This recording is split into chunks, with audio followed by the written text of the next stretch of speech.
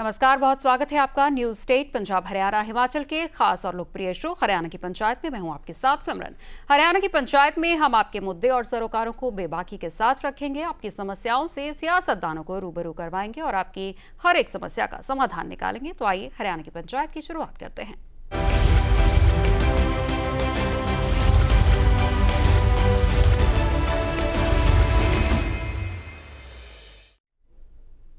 हरियाणा विधानसभा चुनाव में हार के एक साल बाद आखिरकार कांग्रेस ने प्रदेश अध्यक्ष बदल दिया। चौधरी उदय बान को हटाकर राव नरेंद्र सिंह को ये जिम्मेदारी सौंप दी गई है और इसके साथ ही पूर्व मुख्यमंत्री भूपेंद्र सिंह हुड्डा को फिर से विधायक दल का नेता चुना गया।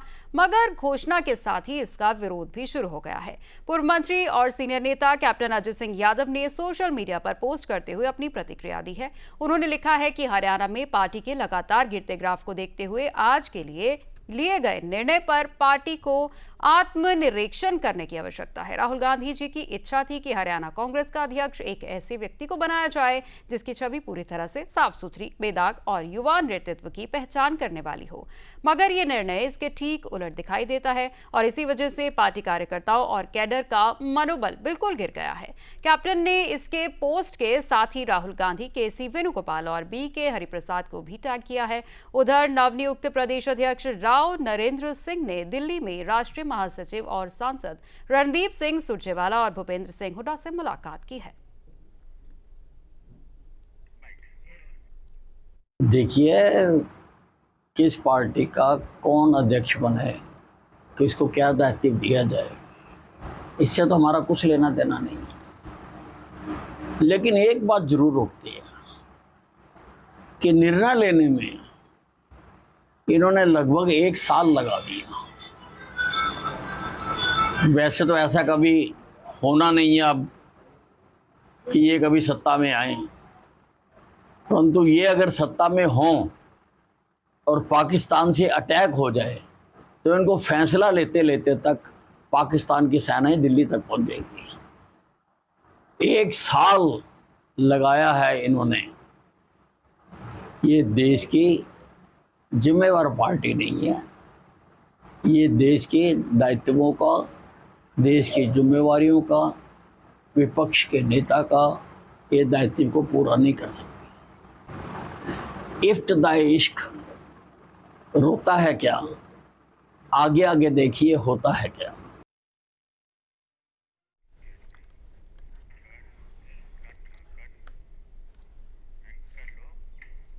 आज कांग्रेस द्वारा लिए गए इस बड़े निर्णय पर हम चर्चा करेंगे। हमारे साथ हमारे पैनलिस्ट योगेश सिहाग जी जुड़ गए हैं, प्रवक्ता हैं कांग्रेस के, और साथ ही हमारे संदीप आजाद जी हैं, भाजपा प्रवक्ता। आप दोनों का बहुत बहुत स्वागत। और जिस तरीके से कांग्रेस की तरफ से बड़ा फैसला लिया गया है, योगेश जी, एक साल से इंतजार हो रहा था और ये भी माना जा रहा था कि जो विधायकों की ज्यादा संख्या है वो भूपेंद्र सिंह हुड्डा के ही पक्ष में, उन्हीं के खेमे में है। आखिरकार अगर उन्हें ही एलओपी बनाया जाना था तो इतना इंतजार क्यों करवाया गया? देखिए सिमरन जी, सबसे पहले तो आपके माध्यम से सभी दर्शकों को और मेरे प्रवक्ता साथी को नमस्कार, राम राम जी। और देखिए, बड़ा ही ये जो एलओपी को लेकर बार बार जो सरकार भी के लोग भी ये बात रखते थे कि एलओपी में देरी हो रही है, लेकिन ऐसा नहीं है। कई बार पार्टी के निर्णय, क्योंकि देखिए ये बात स्वाभाविक सी बात है कि आज हरियाणा में कांग्रेस पार्टी में ही नहीं, पूरे देश में जो किसान नेता की जो एक जन नेता है वो चौधरी भूपेंद्र सिंह हुड्डा जी है। आज बेशक से मुख्यमंत्री नायब सैनी जी हैं, पहले खट्टर साहब थे, परंतु उनकी लोकप्रियता उनके मुकाबले कहीं नहीं ठहरती। तो ये स्वाभाविक सी बात है। हुड्डा साहब का निश्चित रूप से एलओपी बनना कोई बड़ा विषय नहीं था। अब बात ये थी कि प्रदेश अध्यक्ष का फैसला भी साथ में किया जाना था। उसमें कई सामाजिक संतुलन भी होते हैं कि एलओपी बनाना प्रदेश अध्यक्ष का, तो वो रायशुमारी में ठीक है, थोड़ी देरी जरूर हुई है। परंतु अब पहले हमारा जब राहुल गांधी जी ने निर्णय लिया कि जमीनी नेताओं को जिला अध्यक्ष नियुक्त किया जाएगा और जो फीडबैक पार्टी का आएगा उन्हें जिलाध्यक्ष की जिम्मेदारी दी जाएगी, पहले जिलाध्यक्ष बनाए गए, जो बार बार ये सवाल उठता था 12 साल से संगठन नहीं है। आज पार्टी का पूरी तरह से संगठन, जिलाध्यक्ष भी मिले हैं पार्टी को, एलओपी भी हुड्डा साहब को बनाया गया है और प्रदेश अध्यक्ष राव नरेंद्र सिंह जी को बनाया गया है। क्योंकि आप देखिए, असली वास्तविक हितैषी पार्टी जो उन्होंने ओबीसी के लिए दक्षिण हरियाणा में, मैं समझता हूं बहुत लंबे समय बाद प्रदेश की कमान मिली है, तो ये एक बड़ी खुशी और हर्ष का विषय है। और उसके साथ साथ आप देखिए, भारतीय जनता पार्टी ने किस तरह से दक्षिण हरियाणा को ठगने का काम किया है। राव इंद्रजीत जी जो एक कदावर नेता थे, जो कांग्रेस पार्टी छोड़ के इनके साथ आए, उनके नाम पे सीटें जरूर लेते हैं ये लोग। आज भी अगर किन्हीं के व्यक्तिगत विधायक हैं, जो आपने बात की अभी, तो मैं समझता हूं 1 दर्जन विधायक कांग्रेस भारतीय जनता पार्टी में उनके व्यक्तिगत, उनके समर्थक विधायक हैं। परंतु इनकी पार्टी में चाहे मुख्यमंत्री का चुनाव हो, चाहे जिलाध्यक्ष का चुनाव हो, वो पर्ची खर्ची से होता है। पर्ची जिसकी निकलती है उसे मुख्यमंत्री चुना जाता है। हमारी पार्टी में नीचे से लेकर ऊपर तक जो जमीन से जुड़े हुए नेता होते हैं, उनका मान सम्मान किया जाता है। आज हुड्डा साहब का देखिए, ये तो कोई विषय ही नहीं है। पूरे देश में वो एक किसानों के एक मसीहा बन के उभरे हैं और उन्होंने, चाहे आप कितनी बड़ी, चाहे किसानों की आवाज हो, हर समय उन्होंने किसानों की आवाज को प्रमुखता से उठाया है। चाहे विधानसभा में हो, चाहे सड़क पे हो, हर जगह उनके मुद्दे की बात को प्रमुखता से रखा है। अब बात आती है कि भारतीय जनता पार्टी ने तो केवल, चाहे ओबीसी के नाम पे हो, चाहे जातिगत जो इनके जिस तरह के ये आंकड़े, एक मेजर कौम के इनकी जो खिलाफ होने की खिलाफ चलते हैं ये लोग, ये सिर्फ जाति पाति की राजनीति करते हैं। कोई भी की पार्टी में जन नेता बनने लायक होता है, उसको दबा दिया जाता है। सिमरन जी, उसको आगे नहीं आने दी। आप चलिए ठीक है, पूछ लेते हैं। बीजेपी प्रवक्ता संदीप जी हमारे साथ हैं। संदीप जी, बीजेपी के जितने भी लीडर हैं वो कहते हैं कैडर बेस्ड पार्टी है और बिना पर्ची बिना खर्ची की सरकार है, लेकिन पर्ची खर्ची के आरोप यहाँ योगेश जी लगाते हुए नजर आ रहे हैं। दूसरी बात ये कि आज जो फैसला लिया गया है, लीडर ऑपोजिशन मिला है प्रदेश को और हरियाणा प्रदेश को नया अध्यक्ष भी मिला है, तो इस पर अनिल विज का बयान भी हमने सुना और ये भी उनका कहना है कि गुटबाजी धड़ेबाजी है, इसी वजह से इस निर्णय में इतनी देर हुई। और दूसरी बात ये कि ओबीसी और जाट समीकरण को साधने के चलते देरी हुई है।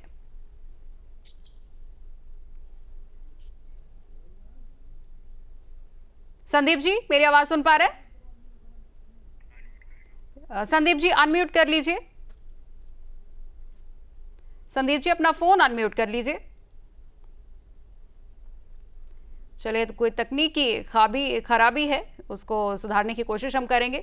रजवंत जी हमारे साथ हैं, इनेलो के प्रवक्ता। रजवंत जी, आखिरकार प्रदेश को विरोधी धिर का नेता जो है, नेता प्रतिपक्ष, वो मिल गया है और अब आपको लगता है कि प्रदेश की राजनीति में कोई बदलाव आता हुआ नजर आएगा?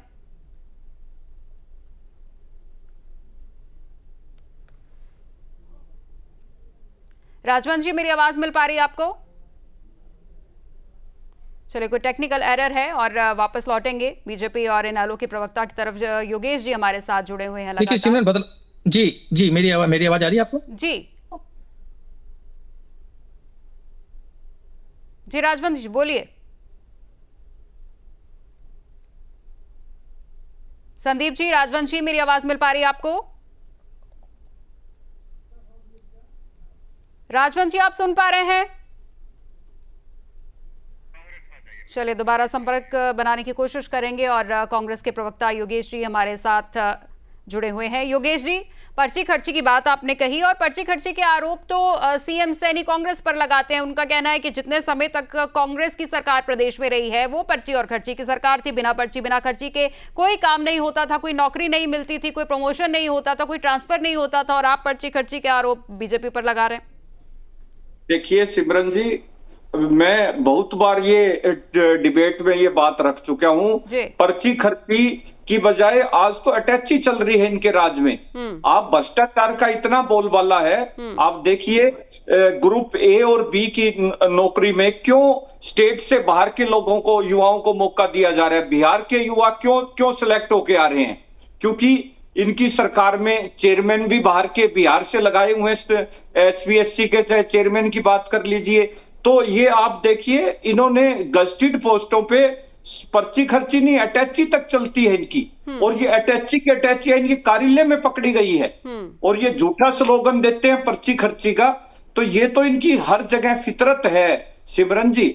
आप देखिए आज जो भ्रष्टाचार प्रदेश में है, आज ये देखिए एलओपी कांग्रेस पार्टी ने बनाया है, प्रदेश अध्यक्ष नए पार्टी ने बनाए हैं, लेकिन घबराहट इनके चेहरे पे स्पष्ट नजर आ रही है। अब वही वीर साहब जो खुद इनकी सरकार से नाराज हैं बुरी तरह से, उनको नोटिस तक दिया गया, वो अपनी बात नहीं रख सकते पार्टी में, और वो कांग्रेस को ज्ञान देने की बात कर रहे हैं। अब आप आपकी अपनी पार्टी में आपकी सुनवाई नहीं हो रही, कहीं आपकी बात को प्रमुखता से सुना नहीं जाता। तो हमारी पार्टी में आज लगभग 1 साल हो गया है सरकार का। देखिए 6 महीने का पीरियड हम जो सरकार का, ये नहीं है कि विपक्ष का काम केवल विरोध करना है, परंतु 6 महीने तक हम सरकार को इसलिए देते हैं कि वो कुछ इंप्लीमेंट करें योजनाओं का। आप देखिए लाडो लक्ष्मी योजना का किस तरह से इन्होंने जो घोषणा की थी कि प्रत्येक महिला बहन को, माता को उसका लाभ मिलेगा, परंतु उसमें इन्होंने कैपिंग कर दी, जिसकी फैमिली की 1 लाख से ज्यादा इनकम है उन्हें लाभ नहीं मिलेगा। हर महीने आपको अपनी एफिडेविट देना होगा। तो ये जो इनकी बातें हैं, हाथी के दांत दिखाने के और खाने के अलग है। तो आप देखिए इनकी ये जो फैसले जितने पार्टी लेती है, इनके फैसले मुख्यमंत्री को नहीं पता क्या लेने होते हैं, क्योंकि उनके भी हाथ में नहीं है। उनकी लगाम पहले उसमें सुपर सीएम है, फिर हाईकमान है, तो वो खुद बेबस है। मैं समझता हूं इन्होंने ओबीसी के मुख्यमंत्री का चुना जरूर है, लेकिन उनको शक्तियां नहीं दी गई जो संविधान में मुख्यमंत्री को शक्तियां हैं, वो शक्तियां आज उनके पास नहीं है। जब उनके पास राव नरेंद्र जी भी ओबीसी वर्ग से ही आते हैं, बड़ी जिम्मेदारी दी गई है उनको, प्रदेश अध्यक्ष चुना गया है, तो इनके पास जी इनको क्या पूरी आजादी होगी, या फिर भूपेंद्र सिंह हुड्डा और राव नरेंद्र में भी क्लैशेस देखने को मिलेंगे? नहीं, बिल्कुल ऐसा नहीं है। उनको सभी सीनियर नेताओं से विचार विमर्श करके माननीय राहुल गांधी जी ने अहिरवाल में ओबीसी को कमान दी है, और आप देखिए 52 साल बाद अहिरवाल से प्रदेश अध्यक्ष की नियुक्ति हुई है। तो जो दक्षिण हरियाणा में जो कहीं ना कहीं एक जो मैसेज था कि भाई कांग्रेस पार्टी में जो है उनको हमारा एक मैसेज गया कि अहिरवाल बेल्ट को पूरा मान सम्मान पार्टी ने दिया है, और किस तरह से भारतीय जनता पार्टी ने राव इंदर जी, ये तो अच्छी बात है, प्रदेश को एक प्रदेश अध्यक्ष भी मिला है कांग्रेस का, और एलओपी भी मिला है, और बीजेपी प्रवक्ता हमारे साथ संदीप आजाद जी जुड़े हैं। संदीप जी, मेरी आवाज मिल रही है आपको? जी आवाज आ रही है आपको? जी संदीप जी, जो कुछ भी अभी योगेश जी ने कहा, मुझे उम्मीद है आपने सुना होगा कि किस तरीके से उन्होंने कहा है कि रबर स्टैम्प सीएम है और सीएम के पास कोई पावर नहीं है, ओबीसी वर्ग से बना तो गया है सीएम, लेकिन वो शक्तियां नहीं है, क्योंकि आज भी ऑर्डर जो है वो ऊपर से हाईकमान से पास होता है, और सिर्फ फेस जो है वो सैनी जी का है। जी सिमरन जी, मुझे लगता है देखिए आप भी डिबेट के विषय से भटक गए हैं। डिबेट का जो विषय छोड़ था, और कांग्रेस के प्रदेश अध्यक्ष की नीति हुई है, और सीएलपी लीडर भी कांग्रेस ने चुना है। देखिए कांग्रेस के ऊपर हुड्डा साहब किस कदर हावी है इनके नेतृत्व के ऊपर, कि जिस व्यक्ति को 3 बार हरियाणा की जनता ने नकार दिया है, उसको बार बार ये जनता पर थोपने का प्रयास कर रहे हैं, इनके संगठन पर थोपने का प्रयास कर रहे हैं, और उनकी कितनी लोकप्रियता है 3 चुनाव में ये हरियाणा की जनता ने उनको दिखा दिया है। योगेश जी, इस बात से कोई दुराई मुझे लगता है आपको कोई संशय होना नहीं चाहिए। आज कांग्रेस के हर नेता को, हर कार्यकर्ता को यह लगता है कि अगर कांग्रेस पार्टी का 3 बार चुनाव हारी, तो उसके सबसे बड़े जो कारण रहे वो भूपेंद्र सिंह हुड्डा रहे हैं। अब देखिए उसके बावजूद भी ये उनकी लोकप्रियता साबित करने पे लगे हुए हैं। दूसरी बात है, अब देखिए कैप्टन अजय यादव ने उनकी नियुक्ति पे सवाल उठाया। सुनिए, अरे योगेश जी, योगेश जी आपको इतना टाइम मिल गया बोलने के लिए, अभी बोल रहे हैं बीच में आप। योगेश जी सुन लेते हैं, जवाब ले लेते हैं। जी संदीप जी बोलिए। आपको सारा टाइम मिल गया ना डिबेट का। संदीप जी आप बोलिए, शांत होकर बोलिए। आप देखिए, ये कह रहे हैं जी अहिरवाल के साथ इन लोगों ने, इनके पास 12 विधायक, इन्होंने ठगी की उनके साथ या उनके साथ। योगेश जी खुद बोल रहे हैं कि जी 52 साल बाद अहिरवाल को नेतृत्व मिला है हरियाणा के अंदर कांग्रेस पार्टी के अंदर। अब देखिए ठगी किसने की है, अब भारतीय जनता पार्टी की सरकार तो 2014 के बाद प्रदेश में बनी, इससे पहले 3 लोगों की सरकारें रही है, तो आपने क्या दिया भाई अहिरवाल को? आज तो हरियाणा अहिरवाल से इतने विधायक भारतीय जनता पार्टी के पास है, वहां मंत्री भी 2-2 मंत्री दिए हैं, केंद्र में भी मंत्री है राविंद्रजीत सिंह जी। तो देखिए ठगने का काम किसने किया है?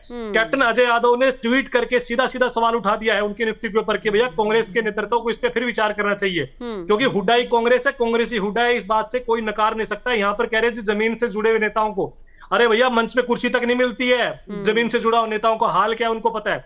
सबसे बड़ी बात और बताता हूं सिमरन जी आज आपको, इनके एक नेता जो सारा दिन ट्वीट खेलते रहते हैं, जिनके ट्वीट को आधार बना करके कई बार आप भी डिबेट करवाते हैं, अभी तक नियुक्ति हुए कल रात को 9 बजे नियुक्ति हुई है, उनका ट्विटर खंगाल के देखिए, अभी तक उन्होंने अपने ट्विटर पे बधाई तक नहीं दी है दोनों नेताओं को। आप सोच लीजिए आपके हालात क्या है। नेता बना जरूर बना दिया है, लेकिन अभी गुटबाजी, योगेश जी जिस जिले से आते हैं ना, हिसार से आते हैं, इनका जिला अध्यक्ष बनाया गया कांग्रेस का, शहरी का कांग्रेस का, बजरंग दास अग्रवाल को आज तक चार्ज नहीं लिया उन्होंने जिला अध्यक्ष के नाते से वहां पर जिले का। और ये लोग कह रहे हैं जी जमीन से जुड़े नेताओं को मौका देते हैं। और देखिए भारतीय जनता पार्टी को कांग्रेस के एक सर्टिफिकेट की आवश्यकता नहीं है। मुख्यमंत्री जी जिस प्रकार से जनता उनके प्रति प्यार दिखा रही है और उनको इतने भारी बहुमत के साथ भारतीय जनता पार्टी तीसरी बार सत्ता में है, तो ऐसे नहीं आ गई, उसके कामों पे विश्वास किया है, उसके नेताओं पे विश्वास किया है, तब भारतीय जनता पार्टी सत्ता में है। आपके किसी भी सर्टिफिकेट की हमें आवश्यकता नहीं है। अहिरवाल भी भारतीय जनता पार्टी के साथ खुद है, और सिर्फ अहिरवाल नहीं, पूरा प्रदेश भारतीय जनता पार्टी की सरकार से खुश है, आपको कुछ भी कहने की आवश्यकता नहीं है। और गुटबाजी किस कदर है, कैप्टन अजय यादव के ट्वीट का जो विषय मुझे लगता है आपने भेजा था, उस ट्वीट का तो अभी तक आपने इस पूरी डिबेट में जिक्र भी नहीं किया। एक बार पूछिए ना योगेश जी से, भैया वो क्या कहना चाह रहे हैं। जी बिल्कुल, गुटबाजी भी सामने आ रही है, सुदेश जी के पास जाएंगे। इस वक्त इनेलो के प्रवक्ता हमारे साथ जुड़ गए हैं, उसके निर्णय पे सीधा सवाल उठाया है। अहिरवाल जी हमारे साथ जुड़ गए हैं, इनेलो प्रवक्ता राजवंत जी। नेता प्रतिपक्ष मिला है प्रदेश को, जाहिर तौर पर अब अगर विधानसभा सेशन होता है तो प्रदेश के मुद्दे जो हैं वो कुछ परिपक्व तौर से विधानसभा में उठते हुए नजर आएंगे, क्योंकि नेता प्रतिपक्ष का होना बहुत ज्यादा जरूरी है। लेकिन गुटबाजी के आरोप भी यहां पर लग रहे हैं। जिस तरीके से भाजपा के प्रवक्ता ने बताया कि गुटबाजी हुई और भूपेंद्र सिंह हुड्डा की छवि को अभी भी भुनाने में लगी हुई है कांग्रेस की, उनको किसी ना किसी तरह लोकप्रिय साबित करने में लगे हुए, इसी वजह से उनको एलओपी बनाया गया है। देखिए सिमरन, एक चीज बात आती है कि 1 साल का जो समय गया है, ये चीज आप भी मान के चल रहे हैं कि 1 साल में हरियाणा की जनता के ऊपर जो बीती है, मुख्य विपक्षी दल होने के नाते, और जो उनका लीडर पोजीशन चुनना था वो नहीं चुन पाने की वजह से ये एक बात बिल्कुल क्लियर है कि वो अपनी बातें नहीं उठा पाए, और ये चीजें कांग्रेस ही मानने को बिल्कुल भी तैयार नहीं है। अब इनका प्रदेश अध्यक्ष भी चुना गया और इनका लीडर पोजीशन भी चुना गया। ये इसीलिए तो चौधरी अभय सिंह चौटाला बार बार कहते हैं कि हुड्डा साहब कहीं ना कहीं भारतीय जनता पार्टी को सपोर्ट करते नजर आते हैं। उस चीज को आज फिर एक बार प्रूव कर दिया कि जिस राहुल गांधी की कोठी तो कुछ दिन पहले ही कुछ दिन के बाद ही खाली करा ली जाती है, और यहाँ पर 1 साल बाद तक उनकी कोठी अगर खाली नहीं कराई गई तो कहीं ना कहीं भारतीय जनता पार्टी को इस चीज का पूरा अंदेशा था कि अगले बनने वाले यही हैं, और अगर ये बनेंगे तो ही हमारा काम चलेगा, और यही चीज हम बार बार कहते हैं। दूसरी चीज एक आती है कि 1 साल पहले कोई भी काम अगर करना था तो पहले अगर किया तो उसका जो हरियाणा की जनता को जो जिम्मेवारी ने इन कांग्रेस को जो दी है मुख्य विपक्षी दल की, इसका मतलब यह है कि ये ही नहीं, पूरे हरियाणा में जो इनके 37 विधायक चुन के आए हैं, किसी भी व्यक्ति ने अपनी जिम्मेदारी का निर्वहन पूरी तरह से नहीं किया। जिस नरेंद्र यादव जी की बात कर रहे हैं, मैं बधाई तो उनको देना चाहूंगा क्योंकि मेरे पड़ोसी जिले से हैं, लेकिन क्या ये चीज उसको बताएंगे कि किस प्रकार से आज हमारी पार्टी के प्रदेश अध्यक्ष ने उनके जो पोल खोलने का काम किया है, जो सीडी वहां पर उन्होंने दिखाई थी कि किस प्रकार से वो सीएलयू के नाम से 30 करोड़ से 50 करोड़ रुपए का मांग करते थे, ये वही प्रदेश अध्यक्ष है। जो भ्रष्ट व्यक्ति हैं वो किस प्रकार से हरियाणा की जनता की आवाज उठाने का काम करेंगे, यही हम हरियाणा की जनता को बताना चाह रहे हैं कि ऐसे भ्रष्ट व्यक्तियों पर आप किस प्रकार से विश्वास करने का काम करेंगे।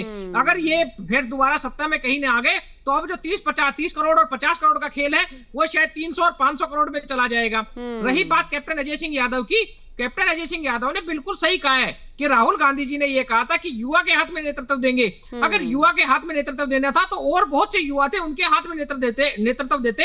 यहाँ पर यूं पुराने व्यक्ति के हाथ में दे दिया, जो कि थके हारे व्यक्ति हैं उनके हाथ में अगर नेतृत्व दे रहे हैं तो उसका कोई फायदा नहीं रहेगा। और भूपेंद्र सिंह हुड्डा के आप बार बार जो कह रहे हैं कि उनको भुनाने का प्रयास किया जा रहा है, मैं बताना चाहूंगा कि 2004 में चौधरी भजनलाल के नाम पर सत्ता आई, 5 में जो आई और 67 सीटें आई थी, चौधरी भूपेंद्र सिंह हुड्डा को वहां पर मुख्यमंत्री बना दिया गया।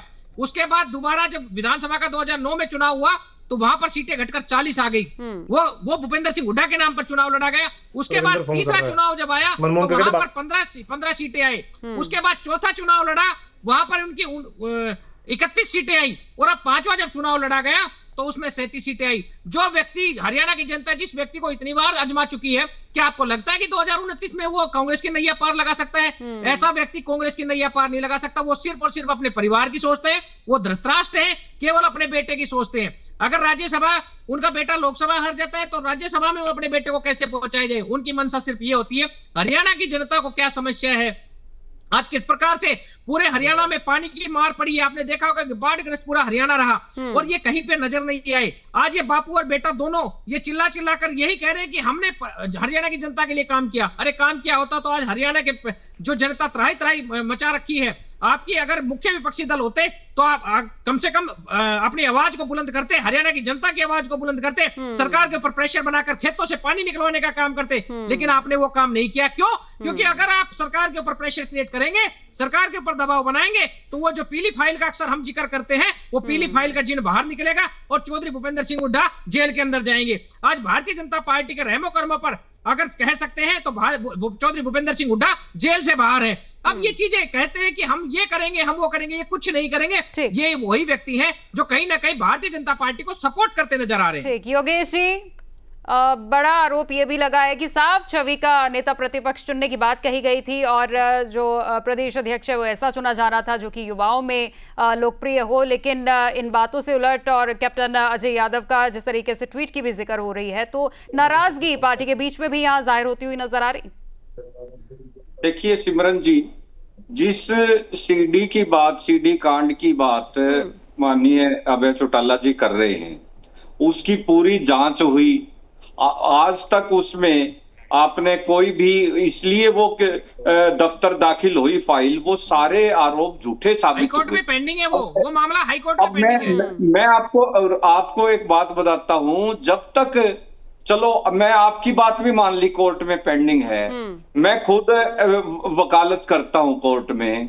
कोर्ट में जब आप FIR कोई केस पेंडिंग है, हाँ। तो वो ड्यूरिंग पेंडेंसी कोई आरोप जब तक सिद्ध नहीं हो जाते, वो आरोप कोई ये नहीं आपने किसी पे आरोप लगा दिए। और मैं तो बड़ी वो बात समझता हूँ बुल्किन के योगेश जी, समय मेरे पास कम है और लेकिन आज जो भी है प्रदेश को एक नेता प्रतिपक्ष के रूप में भूपेंद्र सिंह हुड्डा को चुना गया, तो यकीनी तौर पर लोगों की उम्मीदें जो है वो अगले सेशन से बढ़ जाएंगी कि उनके मुद्दे नेता प्रतिपक्ष जो है वो विधानसभा में जरूर रखेगा। आप माननीय पैनलिस्ट का हमारे इस डिस्कशन में शामिल होने के लिए बहुत बहुत धन्यवाद।